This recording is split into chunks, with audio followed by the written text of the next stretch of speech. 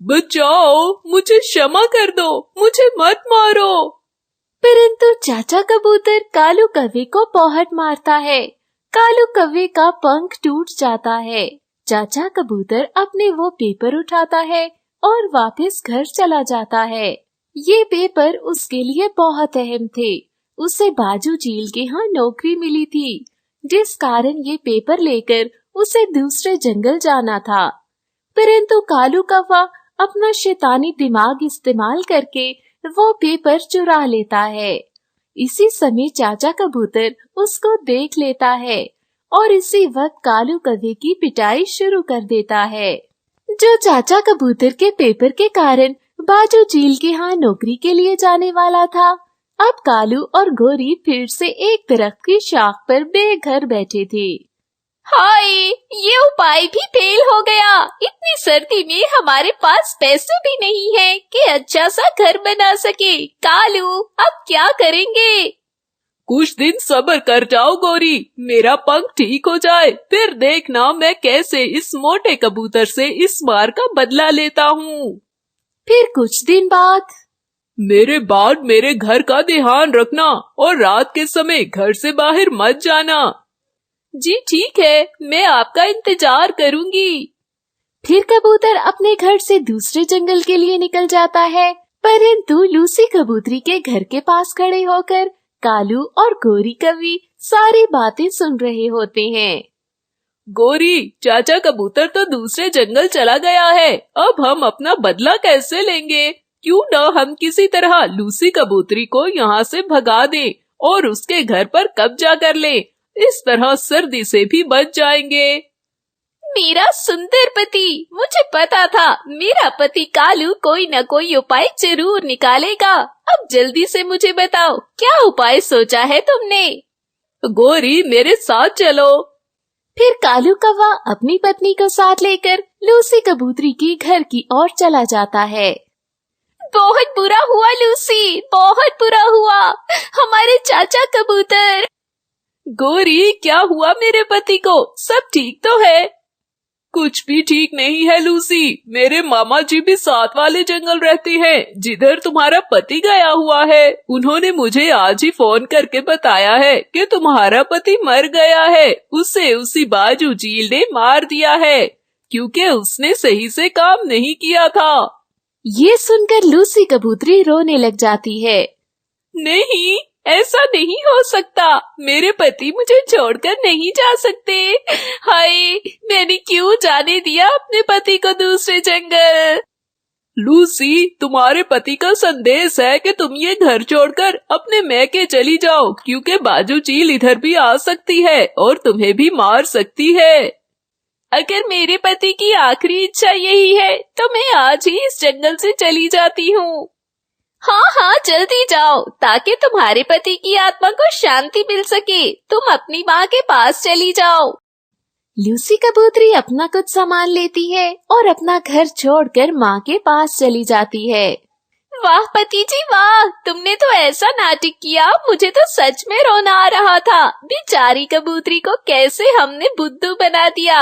अब हम मजे से सर्दियों के दिन इसी घर में गुजारेंगे और खूब मजे करेंगे।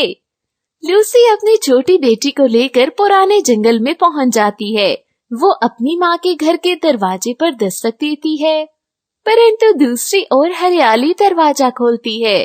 बताइए कबूतरी, किससे मिलना है? अरे ये क्या, ये घर तो मेरी माँ का है, आप यहाँ क्या कर रही हैं? कबूतरी बहन, तुम्हारी माँ तो पिछले साल ही मर गई थी और अब इस घर में मैं ही रहती हूँ। ये घर टूटा हुआ था, मैंने इसकी मुरम्मत की है। सर्दियों के दिन मैं इसी घर में गुजारूंगी। क्या माँ, तुम भी मुझे छोड़कर चली गई?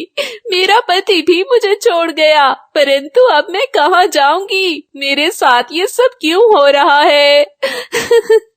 कबूतरी, अगर तुम चाहो तो इस घर में मेरे साथ रह सकती हो, परंतु बदले में तुम्हें मेरे काम करने होंगे।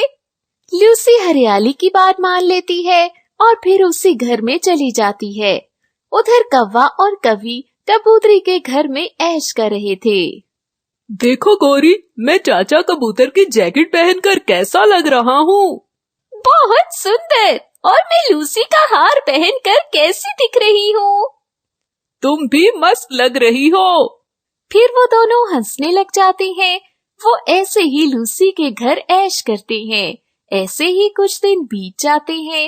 एक रोज टोनी चिड़िया, जो लूसी कबूतरी की सहेली थी, उससे मिलने उसके घर आती है। परंतु टोनी वहाँ कौवों को देखकर हैरान हो जाती है। गोरी और कालू, आप यहाँ कैसे? ये घर तो मेरी सहेली लूसी का है।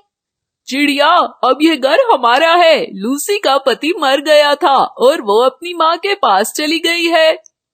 ये सुनकर टोनी बहुत उदास हो जाती है और वहाँ से चली जाती है। वहीं दूसरी ओर मालकन जी, मैं अपनी बेटी के लिए बहुत उदास हो गया हूँ। अगर आप मुझे कुछ दिनों की छुट्टी दे दे तो मैं उससे मिलकर आता हूँ।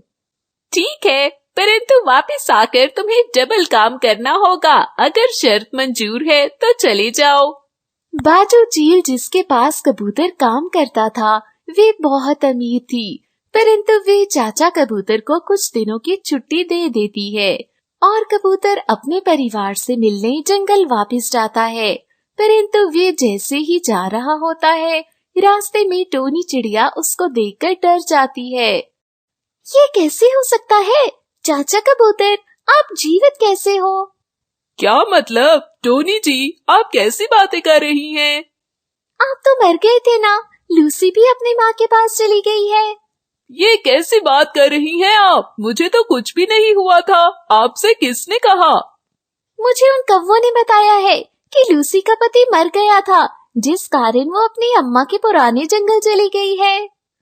परंतु चाचा कबूतर काफी परेशान हो जाता है। वह तुरंत ही लूसी से मिलने जाता है।